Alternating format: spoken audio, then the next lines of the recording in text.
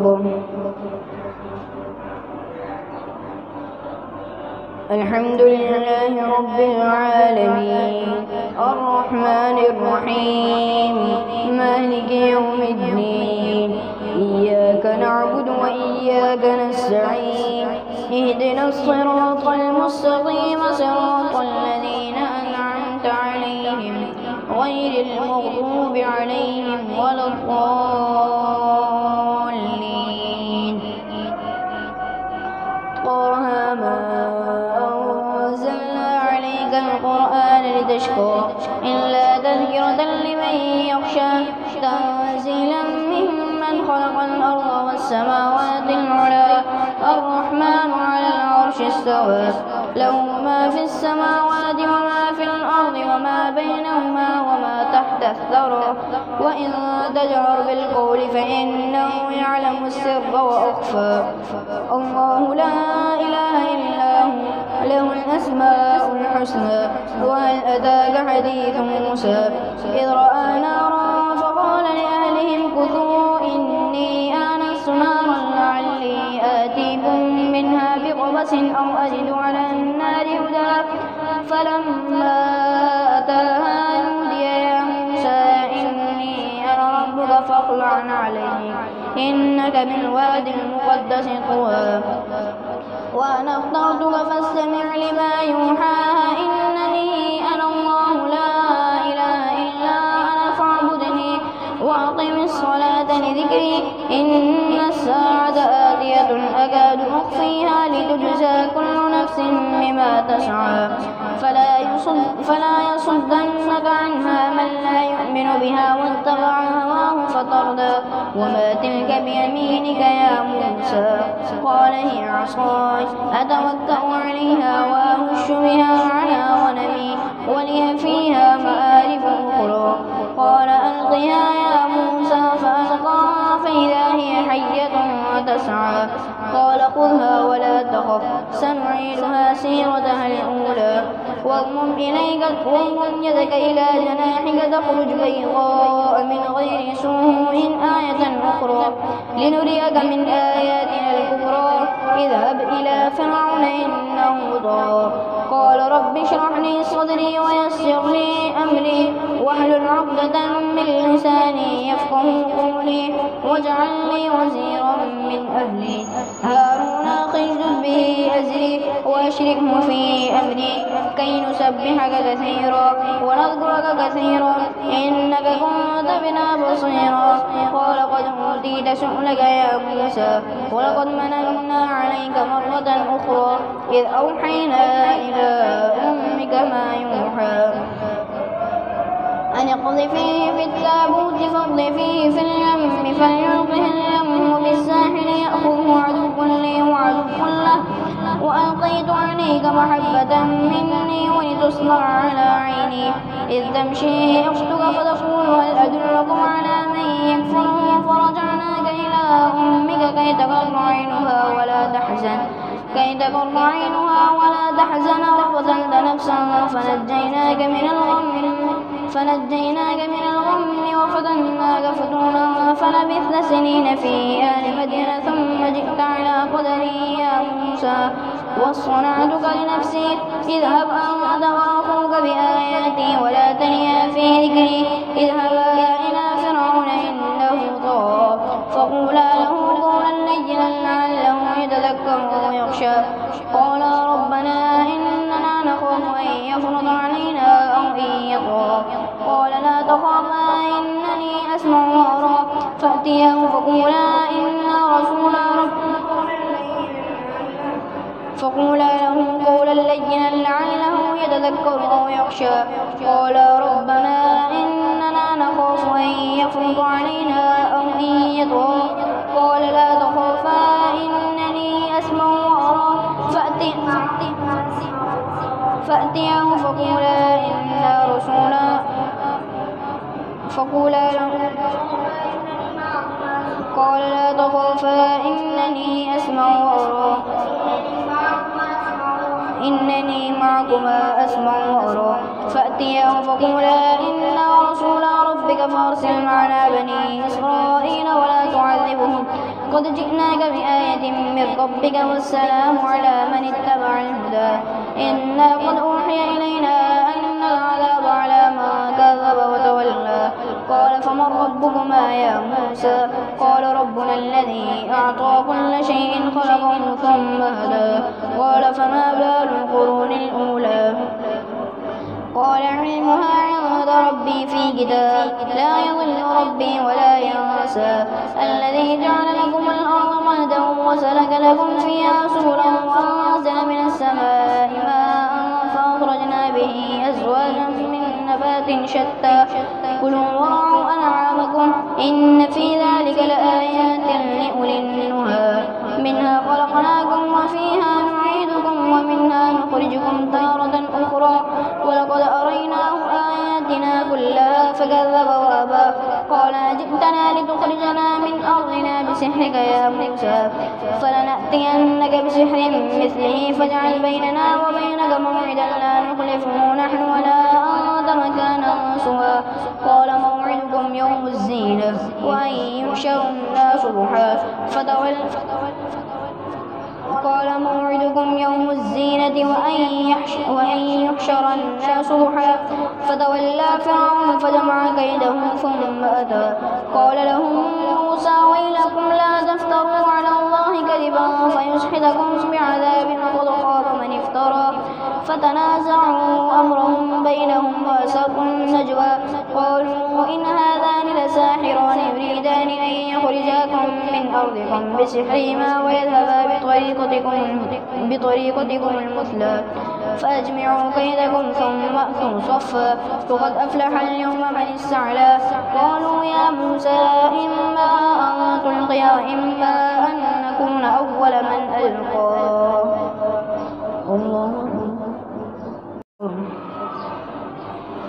الحمد لله رب العالمين الرحمن الرحيم مالك يوم الدين إياك نعبد وإياك نستعين اهدنا الصراط المستقيم صراط الذين أنعمت عليهم غير المغضوب عليهم ولا الضالين قال بل ألقوا فإذا حبالهم وعصيهم يخيل إليه من سحرهم أنها تسعى فأوجس في نفسه خيفة موسى قلنا لا تخف إنك أنت الأعلى وألق ما في يمينك تلقف ما صنعوا إنما صنعوا كيد ساحر ولا يفلح الساحر حيث أتى فألقي السحرة سجدا قالوا آمنا برب هارون وموسى قال آمنتم له قبل أن آذن لكم إنه لكبيركم الذي علمكم السحر فلأقطعن أيديكم وأرجلكم من خلاف ولأصلبنكم في جذوع النخل ولتعلمن أينا أشد عذابا وأبقى قالوا لن نؤثرك على ما جاءنا من البينات والذي فطرنا فاقض ما أنت قاض إنما تقضي هذه الحياة الدنيا إنا آمنا بربنا ليغفر لنا خطايانا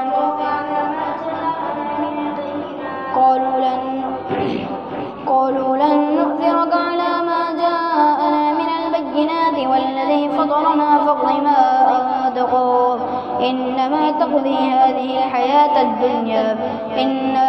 آمنا بربنا ليغفر لنا خطايانا وما أكرهتنا عليه من السحر والله خير وأبقى إنه من يأت ربه مجرما فإن له جهنم لا يموت فيها ولا يحيا ومن يأته مؤمنا قد عمل الصالحات فأولئك لهم الدرجات العلى جنات عدن تجري من تحتها الأنهار خالدين فيها وذلك جزاء من تزكى ولقد أوحينا إلى موسى أن أسر بعبادي فاضرب لهم طريقا في البحر يبسا لا تخاف دركا ولا تخشى فأتبعهم فرعون بجنوده فغشيهم من اليم ما غشيهم وأضل فرعون قومه وما هدى يا بني إسرائيل قد أنجيناكم من عدوكم ووعدناكم جانب الطور الأيمن ونزلنا عليكم المن والسلوى كلوا من طيبات ما رزقناكم ولا تطغوا فيه فيحل عليكم غضبي ومن يحلل عليه غضبي فقد هوى وإني لغفار لمن تاب وآمن وعمل صالحا ثم اهتدى. وما أعجلك عن قومك يا موسى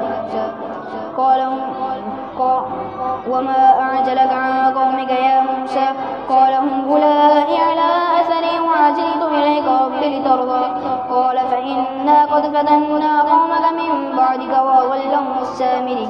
قال فرجع موسى إلى قومه غضبان آسفا قال يا قوم ألم يعدكم ربكم وعدا حسنا أفطال عليكم العهد أم أردتم أن يحل عليكم غضب من ربكم فأخلفتم موعدي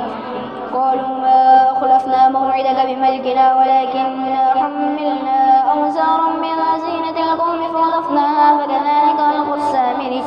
فأخرج لهم عجلا جسدا له خوار فقالوا هذا إلهكم وإله موسى فنسيه أفلا يرون ألا يرجع إليهم قولا ولا يملك لهم ضرا ولا نفعا ولقد قال لهم هارون من قبل يا قوم إنما فتنتم به وإن ربكم الرحمن فاتبعوني وأطيعوا أمري قالوا لن نبرح عليه عاكفين حتى يرجع إلينا موسى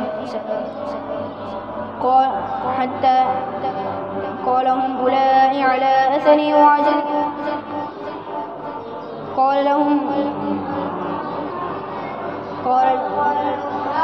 ولقد قال لهم هارون من قبل يا قوم إنما فتنتم به وإن ربكم الرحمن فأطيعوا أمري قال يا هارون ما منعك إذ رأيتهم ضلوا ألا تتبعني أفعصيت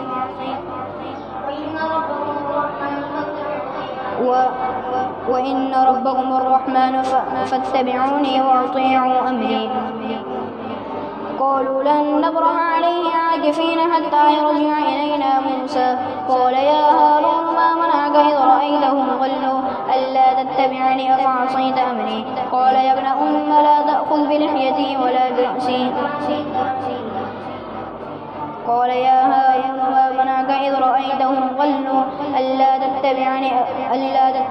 أفعصيت أمري قال يا ابن أم لا تأخذ بلحيتي ولا برأسي إني خشيت أن تكون فرقت بين بني إسرائيل ولم ترقب قولي إني خشيت أن تقول فرقت بين بني إسرائيل ولم ترقب قولي قال فما خطبك يا سامري قال بصرت بما لم يبصروا به فقبضت قبضة من أثر الرسول فنبذتها وكذلك سولت لي نفسي قال فاذهب فإن لك في الحياة أن تقول لا مساس وانظر إلى إلهك الذي ظلت عليه عاكفا لنحرقنه ثم لننسفنه في اليم نسفا. الله أكبر.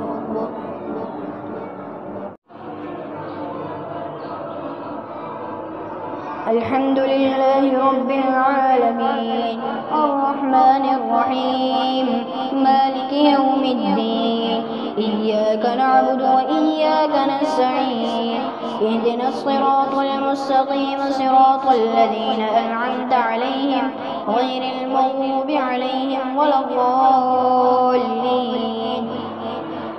إنما إلهكم الله الذي لا إله إلا هو وسع كل شيء علما كذلك نقص عليك من أنباء ما قد سبق وقد آتيناك من لدنا ذكرا من أعرض عنه فإنه يحمل يوم القيامة وزرا خالدين فيه وساء لهم يوم القيامة حملا يوم ينفخ في الصور ونحشر المجرمين يومئذ زرقا يتخافتون بينهم من لبثتم إلا يوما ويسألونك عن الجبال فقل ينسفها ربي نسفا فيذرها قاعا صفصفا لا ترى فيها عوجا ولا أمتا يومئذ يتبعون الداعي لا عوج له وخشعت الأصوات للرحمن فلا تسمع إلا همسا.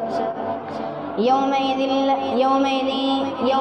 لا تنفع الشفاعة إلا من أذن له الرحمن ورضي له قولا يعلم ما بين أيديهم وما خلفهم ولا يحيطون به علما وعنت الوجوه للحي القيوم وقد خاب من حمل ظلما ومن يعمل من الصالحات وهو مؤمن فلا يخاف ظلما ولا هضما وكذلك أنزلناه قرآنا عربيا وصرفنا فيه من الوعيد لعلهم يتقون أو يحدث لهم ذكرا فتعالى الله الملك الحق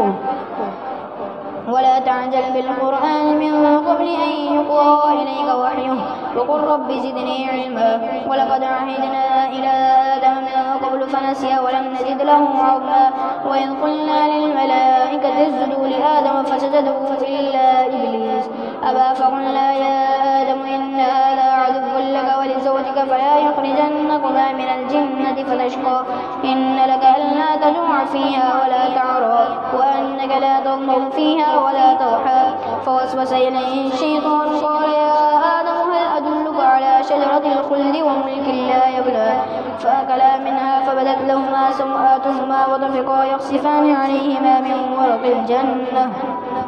وعصى آدم ربه فغوى ثم اجتباه ربه فتاب عليه وهدى قال اهبطا منها جميعا بعضكم لبعض عدو فإما يأتينكم مني هدى فمن تبع هداي فلا يضل ولا يشقى ومن أعرض عن ذكري فإن له معيشة ضنكا ونحشره يوم القيامة أعمى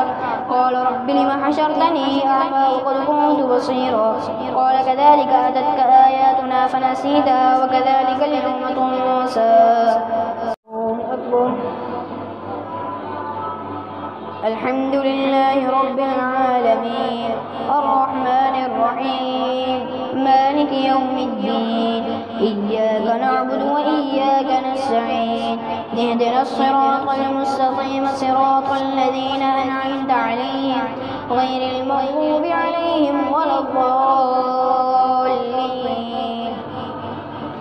وكذلك نجزي من أسرف ولم يؤمن بآيات ربه ولعذاب الآخرة أشد وأبقى وأمر أهلك بالصلاة والصبر عليها لا نسألك رزقا نحن نرزقك والعاقبة للتقوى وقالوا لولا يأتينا بآية من ربه أولم تأتهم بينة ما في الصحف الأولى ولو أنا أهلكناهم بعذاب من قبله لقالوا ربنا لولا أرسلت إلينا رسولا فنتبع آياتك من قبل أن نذل ونخزى قل كل وكذلك نجزي من أسرف ولم يؤمن بآيات ربه ولعذاب الآخرة أشد وأبقى وأمر أهلك بالصلاة أفلم يهد لهم كم أهلكنا قبلهم من القرون يمشون في مساكنهم إن في ذلك لآيات لأولي النهى ولولا كلمة سبقت من ربك لكان لزاما وأجل مسمى فاصبر على ما يقولون وسبح بحمد ربك قبل طلوع الشمس وقبل غروبها ومن آناء الليل فسبح وأطراف النهار لعلك ترضى ولا تمدن عينيك إلى ما متعنا به أزواجا منهم زهرة الحياة الدنيا لنفتنهم فيه ورزق ربك خير وأبقى وأمر أهلك بالصلاة والصبر عليها لا نسألك رزقا نحن نرزقك والعاقبة للتقوى وقالوا لولا يأتينا بآية من ربه أولم تأتهم بينة ما في الصحف الأولى ولو أنا أهلكناهم بعذاب من قبله لقالوا ربنا لولا أرسلت إلينا رسولا فنتبع آياتك من قبل أن نذل ونخزى قل كل متربص فتربصوا فستعلمون من أصحاب الصراط السوي ومن اهتدى.